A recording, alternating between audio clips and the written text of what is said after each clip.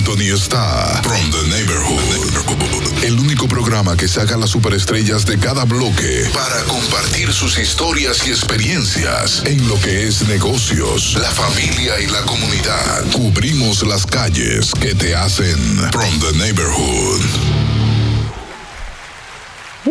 What an introduction. Wow, esa es la nueva introducción al programa, señores. Ustedes no se prepararon hoy para un programa. Asegúrese que ahora sí van a salir preparados de su casa. You guys are going to come out amazingly ready and prepared to connect with your neighbors. Guys, this is the program From the Neighborhood. You just heard the brand new drop of this intro. Absolutely amazing. The deep voice, my God, it beats me, guys. This is absolutely amazing. And the program is all about connecting with the community. It's the power of community and connecting with people that are next door to you. Like all the social media and all the internet, the technology, everything that's out there, is it bringing us together, right? Or is it tearing us apart?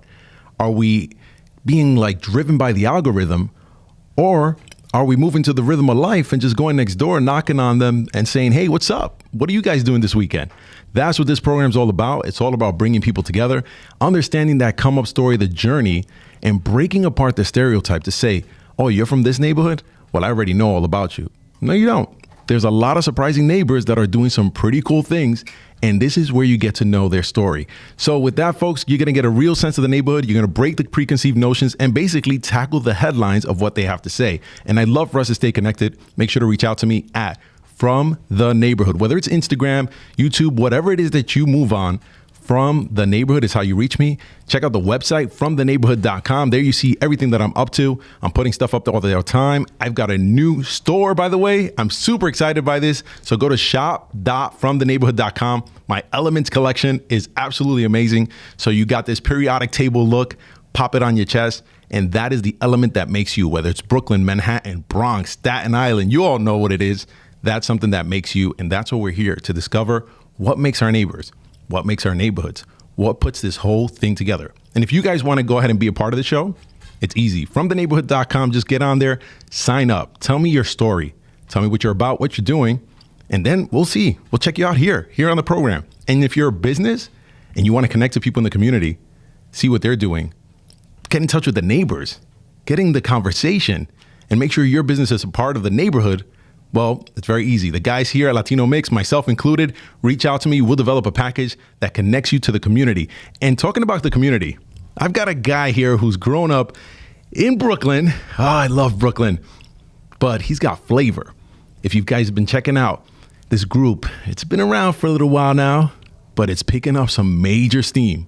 Señores, estoy hablando del grupo Afro Dominicano.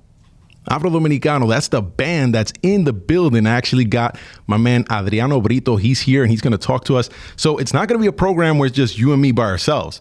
No estamos aquí solos, tú y yo hablando, no está aquí solito. Incluso yo tengo una persona aquí bien extraordinaria, con una buena música, una música nueva. Le digo como el sancocho de la música because it's got Afro beats, Caribbean beats. Got so much going on, reggae, rock. Oh my God. I'm just glad that we have a program like this today. Y señores, como le digo, I'm not here by myself. No está aquí solito, but I'm going to start with a song that's theirs. And this is the jam. It's called Solito. Let's go. De regreso con Anthony from the Neighborhood. There you go, folks. You already heard a sample. You heard a little bit of that Afro Dominicano swing. And this is the song that I was talking about, Solito. But I'm not by myself at the studio. I'm here with my man himself, Adriano Brito. So let's give him a big round of applause right now. Welcome to the studio. Yeah, what's up? Brooklyn in the house. Yes, Brooklyn in the house, my man. Way to represent. I really appreciate that. What a dope song, man. Thank you, man. What a song. Listen, I love Típico. I love the way it flows. It has this thing about it. But you rarely see like brand new music. And I let it play out. I let it play out to the point where you brought in like Aventura in there. It was like, or not Aventura, Adolescentes. Yeah. Sorry, my bad. Adolescentes. You brought that in there. It was like, y solo. It just threw me off. Like, what you got going on, man? I mean, first and foremost, thank you for having us and having me here.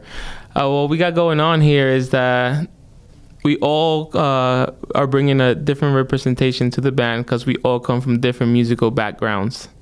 So that's why, like, you know, when we throw in the salsa, it's because, we have a salsero in the band, Kelvin Ventura, who's also super bachata-esque, but he loves salsa. So he's like, yo, we should, create this. We should add this flavor here, And then heavy on guitars because our guitar player, Frankie Payne, he's a metalhead.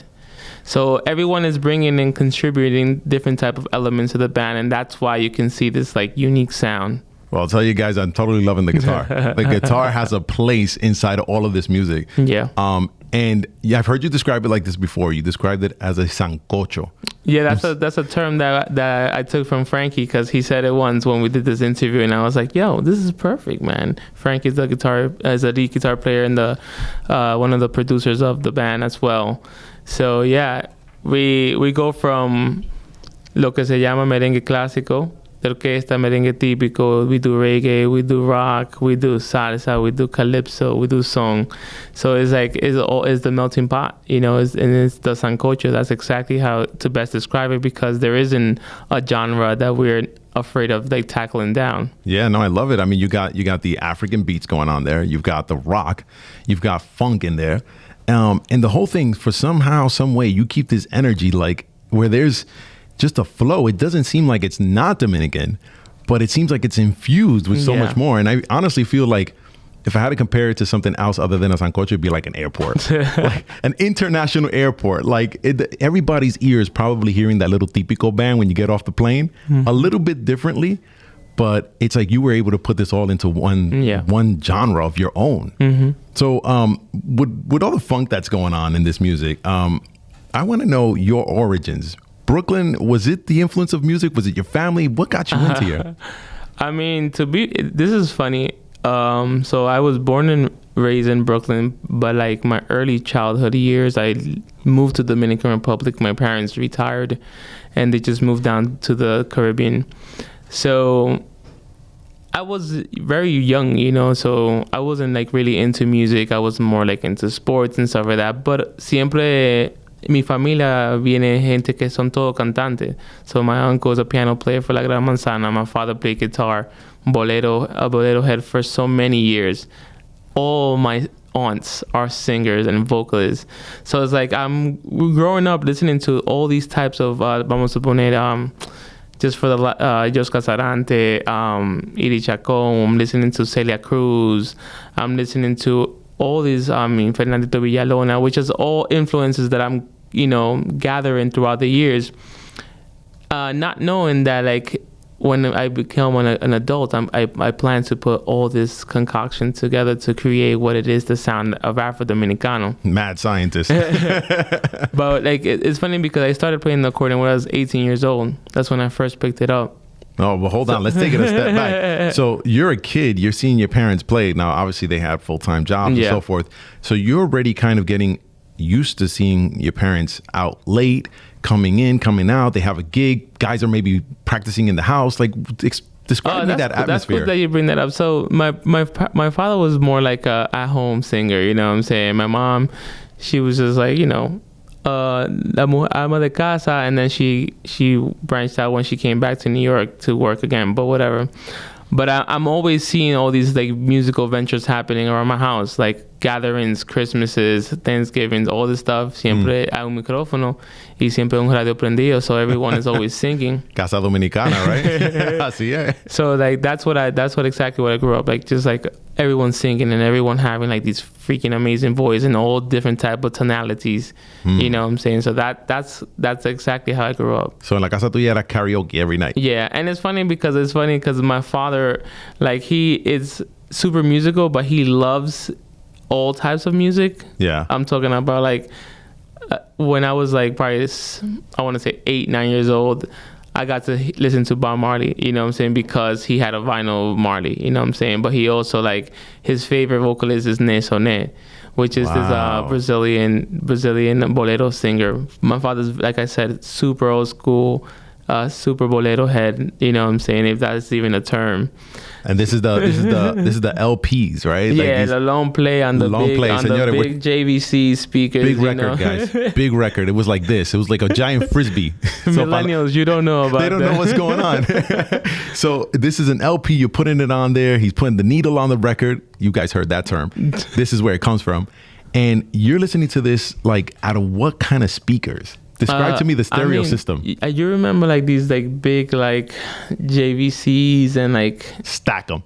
Exactamente. Super big, and I'm just like sitting down in front of them, just like. Yo, guys, let me tell you right now, those stereo systems back in the day, this is the way they look like Lego blocks. You stack them one on top of the other. One was a tape deck. One's an amp. Equalizer, radio. I mean, the top was always the record player. Exactly. Because you can't put anything on top of it. Exactly. That was it. And it had like a nice glass case. Wow. So yeah, that's like the origins of my music, like taste. I got to like listen to so many because for example, I have a tia Maria Julia, like she was the one that put me into Celia Cruz. And it's because she's like, El song in Santo Domingo is like, you know what song is, right? It's like kind of like a salsa, but it's not salsa, which is very similar to Bubalu, which is what Celia Cruz used to sing in the early 50s. Right. So it's like, that's when she put me on, I was like, yo, this lady sounds amazing. And then always like keeping the concept that like, you know, she's also defending like being black. So they took you back to the day. We're talking about, you know, Celia Cruz, you know, she opened doors for like Johnny Ventura and people like that. We're talking back to the music when I feel like it took forever to put together a real track. Like you had to hear a little bit of this, a little bit of that, put it together and get the message across. I mean, no computers at that time. No. You know, like these guys were literally doing this in whatever equipment they could find. Yeah. So you went back, like, because you're not that old. No. So how do you feel that enriched your vision to what you're doing today? I tell people that I've been studying music since I was probably 6, 7 years old. And when they like, what do you mean studying music? And they said, yeah, I've been literally just like gathering all these like musical knowledge to create, you know, what it is in my mind. Y vamos a llegar a lo que tú estás haciendo ahora. I know we're going to get to that porque la gente me está preguntando, wow, ¿y cuándo llegará? ¿Y cuándo llegará? Porque él tiene una buena música. Ya tuvieron un poquito de sabor. Yeah. They got to taste a little bit of it. They like it. Ya ustedes saben que lo pueden encontrar a él muy fácil. Why don't you just drop some of the Instagrams right now? Because I'm about to lead people into something else. I mean, you could just find us as Afro Dominicano. We're the only one with the blue check next to it. And everywhere. So Spotify, whether it's YouTube, it's Afro Dominicano. We're probably the first one that will always pop up. Ya ustedes saben, señores, usted nunca sabe cuándo llegará su sueño, cuándo es que va a llegar el tiempo de que tú te vayas a realizar en lo que tú quieras hacer. Ya este señor lo está haciendo y está teniendo mucho éxito. Y con eso yo quiero llegar a una canción para darle recuerdo al tío tuyo, right? Porque él lleva crédito de que tú estés en la música con un tema de la Gran Manzana. ¿Cuándo llegará? Ya ustedes saben. Let's go. De regreso con Anthony from the Neighborhood. La Gran Manzana. ¡Ay! Ya ustedes saben, señores, aquí estamos con Adriano Brito. Adriano, el tío tuyo tocando en esa orquesta, ¿cómo se llamaba? Víctor Brito. Ahí está, Víctor, ya usted sabe. Tiene sobrino aquí anunciándolo. So, Victor played a part in your life. And, you know, I'm glad we played the song because, you know, I don't know what exactly or how was the circumstance, but he's told you sing. Yeah, I mean, growing up, like I used to be kind of shy, you know, because I used to like have all these like, you know, growing up, coming back to the United States, let me just first say that because ya yo me había ido de Santo Domingo, like de Santiago.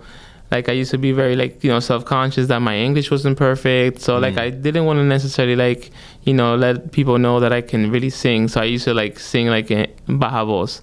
So my uncle used to like kind of one day hear me. He was like, yo, you can sing. And I'm like, oh, stop it. You probably tell everyone that, you know what I'm saying? Right. You're and my he's uncle. like, yo, for real, like you can sing. Yeah. Just open up your mouth and use all the air that you can to be able to project, you know? And it's like, I was already doing this like in the shower and stuff like that, but I used to be like super shy, introverted, like, oh, I don't want to sing loud. And then one day I just sang and I was like, yo, you got this, you know, you can do this. Yeah. So Why is it that the shower makes people so comfortable to just let it go? It's because the acoustics of the shower, like, since it's like a perfect booth. If you think about, like, I'm talking about stand-up showers, but also like, you're getting fancy on me now. The tiles, it gives you a better acoustic, to be completely honest. So that's why everyone thinks they can sing in the shower. Ah, interesting. And we're hearing this from a professional, guys. There you go. So get the good tiles. Don't go cheap. Now, if we are in the shower, was your uncle like out the door? Like, how did your uncle like figure out this kid's got a voice?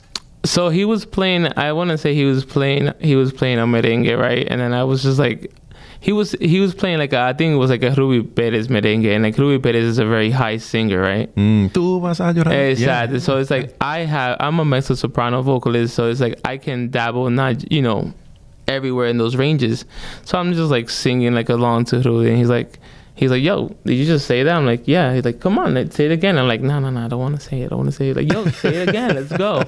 And then I did the high notes, and he was like, yo, bro, you can sing. And I'm like, okay, you just saying that, Yeah. But yeah, that's why. That's how it was, that's how he heard me, just like me singing along to tracks that they were playing in the house. Wow. ¿Cuántos años tú tenías? I was probably like 11. 11. Yeah, I came back to the States when I was like 9. So yeah, I was probably 11. I can connect with you on the story about being in DR because I would get deported every single summer.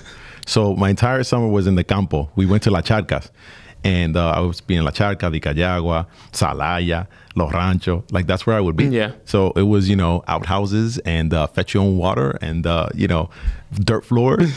So like there's an appreciation you get out of that. So were you singing back then? I kind of was, but like just more like I was learning. Your uncle still didn't get you yet? No. I was just learning. I was just like learning. I was very young. I was there since I was from ages 1 to 9, like I said. So I was just learning. Wow, yeah, you were a kid, man. What were you doing though? Because over there they make you milk cows at that age. No, I mean, so like I kind of say, I like to say I'm kind of poppy, but not really. You know what I'm saying? Okay. So I was like going, I was in private school. I was like, kindergarten to second grade, third grade.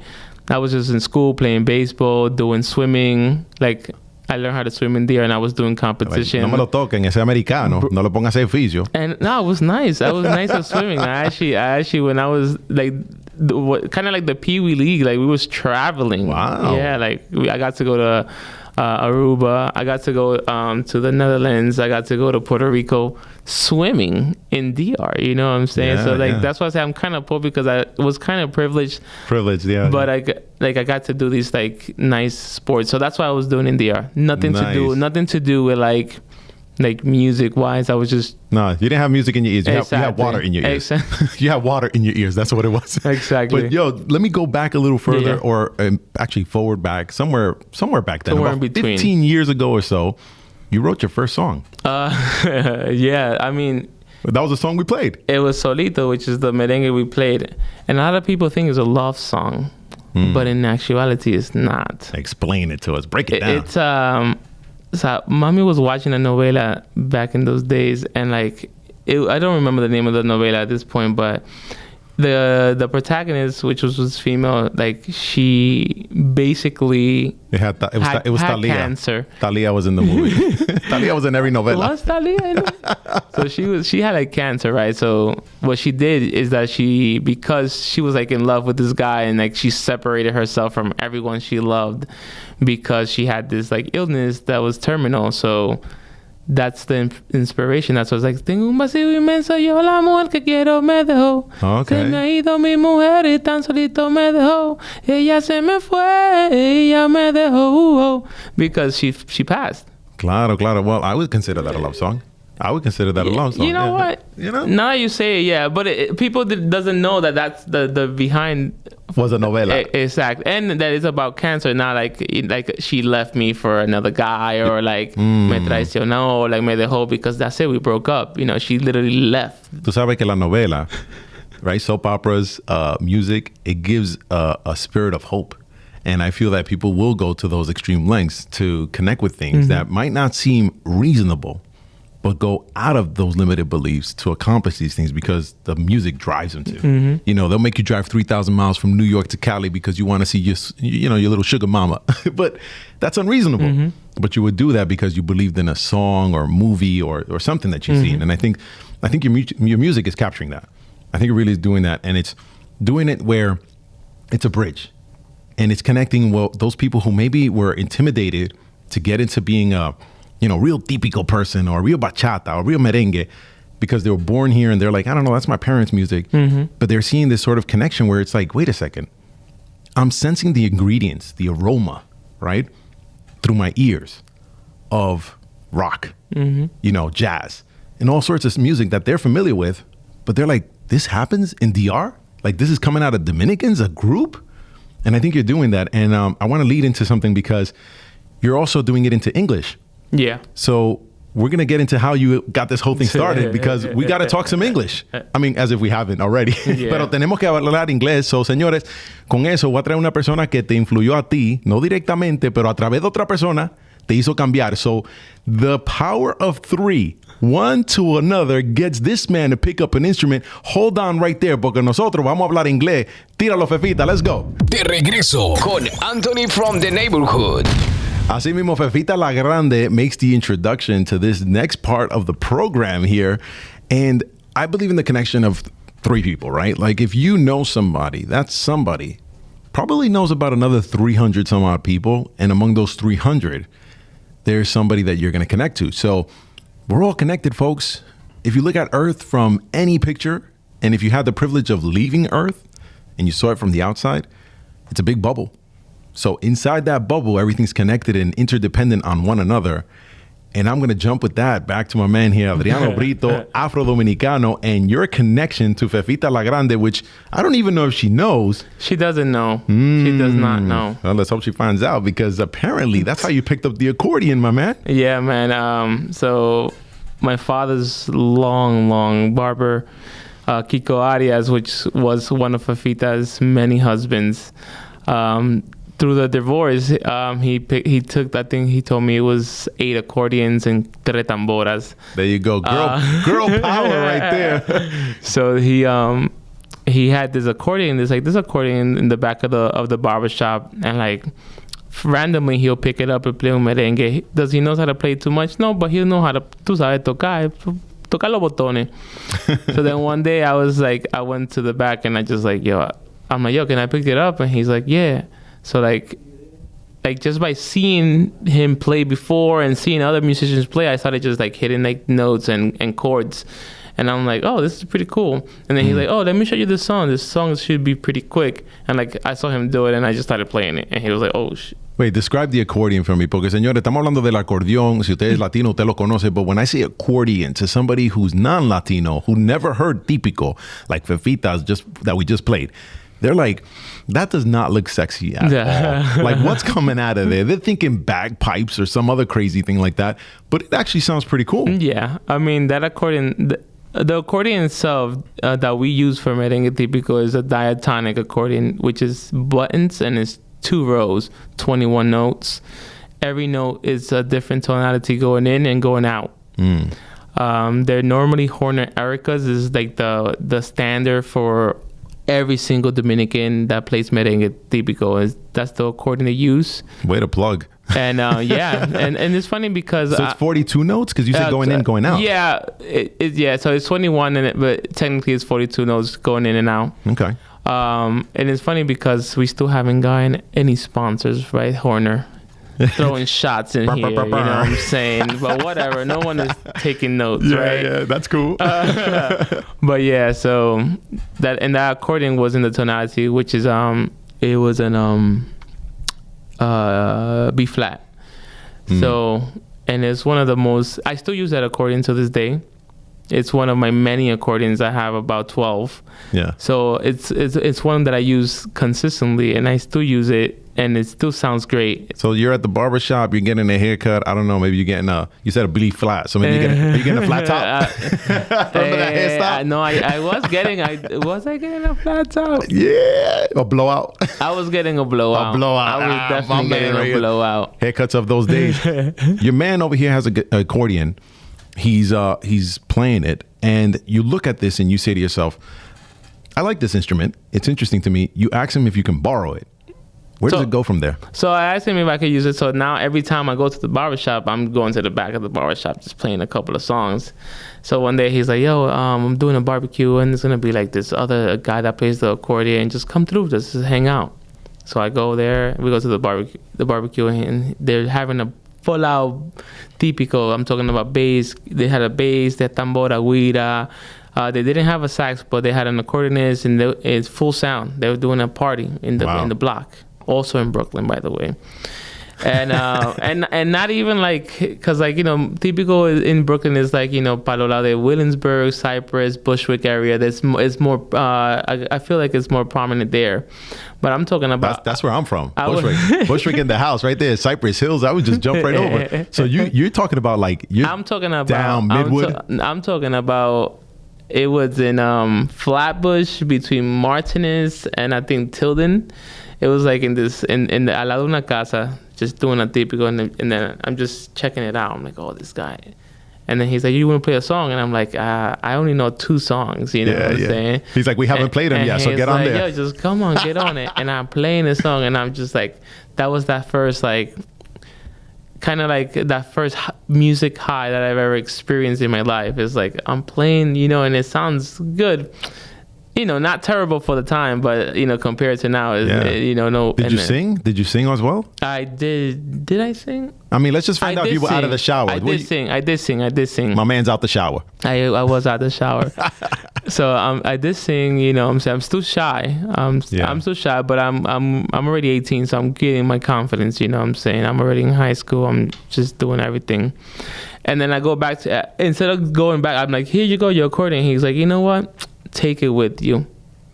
Wow. So we're talking about Fefita de la Grande's ex-husband has an accordion and says, take it with you. Now, what kind of history did this accordion have? Was it like hers? Yeah. It was one of her main accordions back in the early 70s. So, and it's like, what I want you to understand is like, I still get it fixed. It's one of my most durable accordions. It never like really loses its tonality. Like, you could tell that the quality is superb because I have other accordions which I have paid much more money for it, and I still gotta get them fixed often.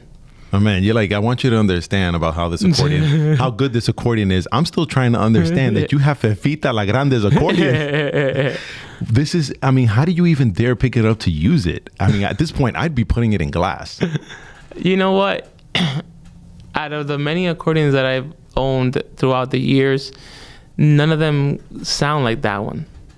Vaya. So it's not just about the, like, I just feel like the sound, because it was tuned back in those days, you know, it just kept that richness.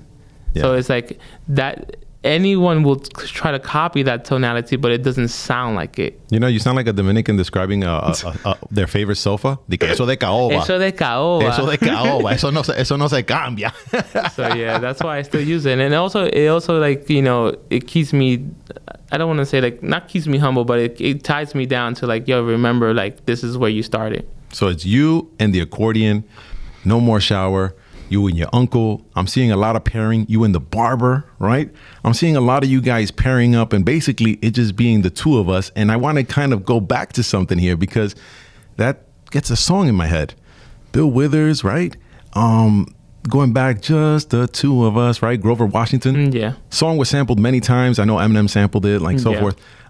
Let's play a little bit of that because it kind of gets me to that point where it's like, let's humble down, like you just said. Let's humble down. We've got greatness. We're on a stage in Brooklyn, but it's you and the accordion, like creating a special bond to the point where this is Fefita's accordion, but you're not putting it down because it's the two of you guys.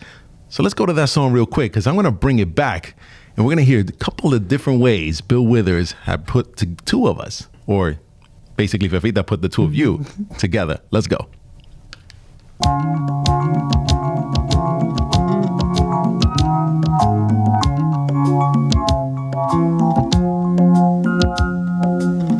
I see the crystal raindrops fall, and the beauty of it all is when the sun comes shining through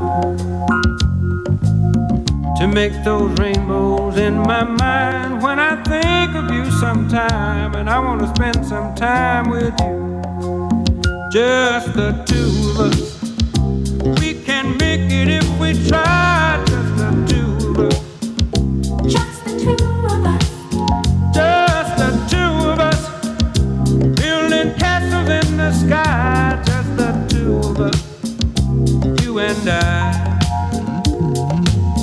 We look for love, no time for tears. Wasted water's all that is, and it don't make no flowers grow. Good things might come to those who wait, but not for those who wait too late. We gotta go for all we know. Just the two of us. We can make it if we try. Just the two of us. Just the two of us. Latino Mixx. Latino Mixx. Dale play a tu bocina. All right, folks. So I just gave you a little bit of a test of that song because it does connect us, right? It does connect you and this accordion and so many other people who came into your life, these pairs, these dynamic duos, right? That have been connecting Adriano Brito to his music. And then not only has this song been sampled a bunch of times, but my man, you right here have your own version of this song. And I love what you've done because you brought this sancocho, this Afro Caribbean soul, merengue, all sorts of stuff together. And I want to just play a little bit of that, of the way you took the Bill Withers, Grover Washington song and you jammed it up. Let's go to that. Let's hear that right now. De regreso con Anthony from the Neighborhood. Yeah, señores, ya ustedes saben, esa es la canción, la versión aquí de Just the Two of Us. Adriano Brito, that's pretty cool, man. I had to let it play out. I mean, I could go on forever with that one, but you've got this bass player. Wow. That just took you through a whole journey right there, man. And then the guitar comes back. You got that lead guitarist coming in. I mean, listen, you know the instruments better than I do. You're a person who's learned music through your ears, you know, like many of the greats. And we're looking at now this culmination, and it's led you to play in places much bigger than the Brooklyn Party. Yeah. Lincoln Center. Yeah. The Public Theater. Yep. Right? And then you've got a whole repertoire of places lined up. You've got an itinerary. Yep. Right? United Palace. You've got appearances at many park festivals, Central Park, Gantry Park. You've got so much that I can't even start to put together because it's like you broke out. And this is a humble guy. This is, what are we talking about? Midwood High School, right? CUNY. JV captain, by the way, and varsity baseball. There you go. Bacadelo. He's like, you know. Well, listen, tooting your own horn is definitely worth it, man. And CUNY York College, you graduated from there. Communications or something like that, right? BA in psychology. Psychology. But, you know, and you've had regular jobs. You know, you've worked the retail jobs and so forth. Yeah. Talk to people about chasing their passion, chasing their dream, because this is a passion of yours that was awakened. Yeah. And you took the leap for. So, I like to say, we all do these jobs to be able to feed our addiction, right? So my addiction was music, and at the moment I wasn't adverse enough to only live from it. So I had to do these things, you know what I'm saying? Paying for college loans, paying for, my place, car, whatever. All these other expenses that we had. So I had to had to have a regular job.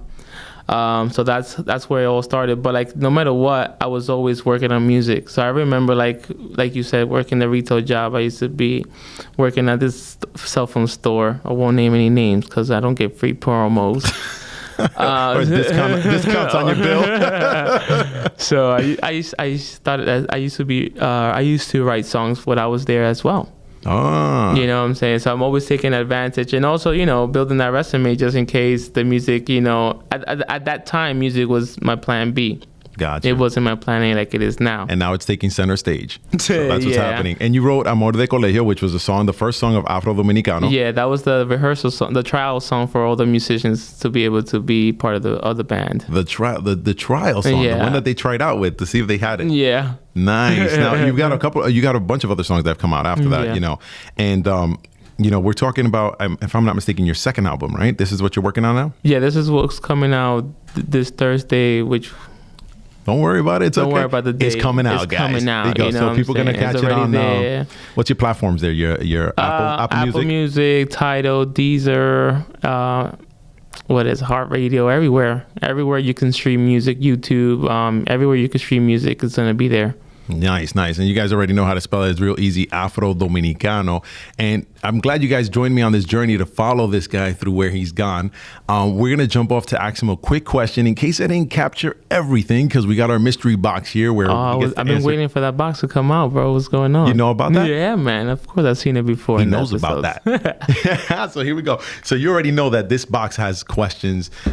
They're innocent questions. Yeah. I don't know what it is. So you see I put a little placeholder and then I flip it up to see what's the next one, right? So your question is going to be, let's see. All right, here we go. It's kind of a question that's going to rock the conscious a little bit. What do you feel passionate enough about to protest? Oh, that's... You're about to change the world, my man. I mean, I have done so many protests myself so far, so it's like... You're about to change the world. I mean, I want to say black rights. This is what I'm wearing a shirt. I don't know if you can see it. It says being black is dope, and it's like growing up in the Dominican Republic, I don't know how much time we have, but I'm going to say this, you know what I'm saying? Being black didn't feel cool, you know what I'm saying? And throughout the years, and like lately, that I want to say in the last 7 to 8 years, it's like, nah, being black is coming back. So that's something that I'm willing to protest anytime. Back in black, man. Yeah. Back in black. And you know what? At the end of the day, everybody has that in them. If they go back in scientific records as to where did life start, where do we all come from? Right? That's where they have the earliest traces of human life. So don't deny it, guys. It's in you right now. So black is back and it's been on your back. So you better go ahead and recognize it, because that's what's up. And now I think the flavor you're putting together has that African beat. And that is the beat that's come over to the Dominican Republic. We can't deny it. No South American country can deny it. You know, I think there is an essence, you know, something to recognize, right? There's something there in every music. So now with this, I want to introduce a new song you're coming out with. Oh, yeah, man. Right? And it's got an interesting title here. Is NJ Bao. And I can't make this to be a Spanish word. It sounds like an acronym for New Jersey Bureau Association Office or some weird thing like that. What the heck is this? We have gotten it all, but in reality, what it means, estando en yerba, so enyerbado, so you know, Get just out stone. of here. I mean, we're super 420 friendly. If you guys know and been to our party, you guys know what we're about. Enyerbao. So enyerbao, you're high. Yeah. This is hilarious. So the letters are N as in Nancy, J as in Juliet, Bao as in BAO. This is the title of the song. Now, I saw a little bit of the video. I think it's absolutely off the charts. I love the lucha libre. I mean, now you're bringing the Mexicans in here with the wrestling, because you got the masks on. Bro, you know what? As a matter of fact, I can't describe this any better. I'm going to have to play it, because you already know this is how From the Neighborhood gets down. We're about to play this track right here, and I'm going to put this here on the big screen. If I could get the video guy over there, do me a quick favor, flip over to this, and let's check out NJ Bao. Did I get it right? Yes, you did. NJ Bao. Let's go.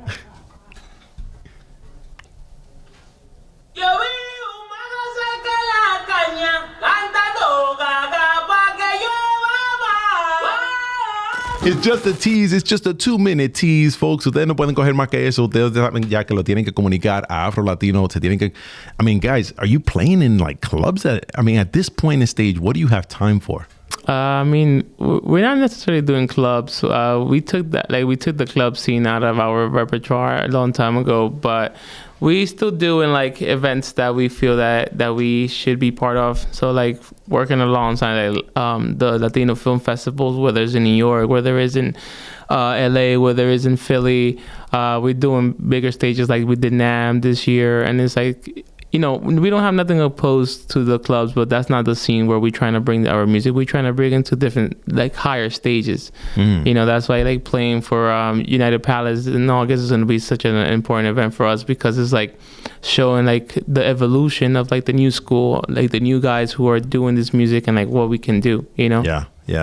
Absolutely love it, man. I love it. And especially since it's such a different kind of music. You know, do you have a lot of people who don't speak Spanish that are listening? Oh, yeah, man. I mean, to be completely honest with you, like in our parties, if you come, there's going to be people from, it's all over the world. So it's like in our album release, we had people who literally was like, you know, Asians. We had people from Japan. We had Jewish people there. We had all types of white people. We had Dominicans, obviously Puerto Ricans. We had South Americans. We had it's global. This is a global movement. It's no longer just for Dominican Republic. It's for everyone. Yes, let me give you a big pound, bro, because that's what I was saying in the beginning, guys. We're in this big bubble and we're just putting everything together. And, you know, my man here has bring together a perfect culmination of music that is bringing people together that don't even speak the language, but have an appreciation for the rhythm, the beats, and they just love the sensation that they feel through this music. I think is really powerful and I think is absolutely necessary. You know, to keep genres alive, you have to come with some revolutionary sound. And this sounds to me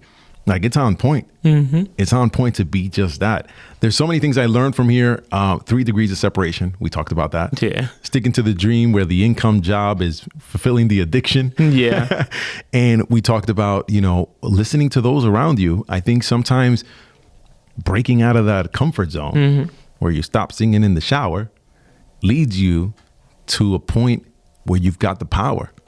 And the power to connect. And thank you for bringing up that point there about what to protest for. I love this deck of cards. Yeah, that's amazing. It pulls out an answer that, I mean, you would never know of the guest. Because I wouldn't even think of asking that. So there's so many things we've learned here, folks. And the most important thing we've learned is to get to know who this person is across you. Because if I see you on stage, I love the song. But Adriano is a man of his own. Any parting words? Don't forget that music was meant to be heard, not understood. And you got to open up your heart and remember to love more often.